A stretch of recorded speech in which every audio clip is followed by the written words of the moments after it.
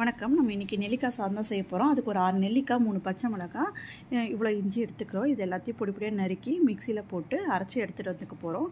கொஞ்சம் கொரகொரப்பாக அரைச்சி எடுத்துகிட்டு வந்துக்கலாம். இப்போ வாணால எண்ணெய் ஊற்றி கடுகு, உளுத்தம்பருப்பு, கடலைப்பருப்பு, வேர்க்கடலை, அப்புறமா நம்ம அரைச்சி வச்ச விழுது இதெல்லாம் ஆட் பண்ண போகிறோம். இப்போ ஃபஸ்ட்டு எண்ணெயில் கடுகு, உளுத்தம்பருப்பு போட்டுட்டோம். அப்புறம் அடுத்தடுத்து உளுத்தம்பருப்பு, கடலைப்பருப்பு இதெல்லாம் போட்டு ரோஸ்ட் பண்ணுறோம். அப்புறம் கொஞ்சம் ரோஸ்ட் ஆனதுக்கப்புறம் வேர்க்கடலையும் போட்டு ரோஸ்ட் பண்ணியிருக்கோம். ஆல்ரெடி அது ரோஸ்டட் வேர்க்கடலை தான், அதனால் கொஞ்சம் நேரம் மாத்திரம் நான் பண்ணுறேன். அதுக்கப்புறமா அரைச்ச விழுது, மஞ்சத்தூளையும் போட்டு வதக்கிக்கிறோம். இப்போ தேவையான அளவு உப்பு போட்டுக்கிட்டு அதையும் வதக்கிக்கிறோம். நெக்ஸ்ட்டு கருவேப்பிலை, அதையும் ஆட் பண்ணிக்கிறோம்.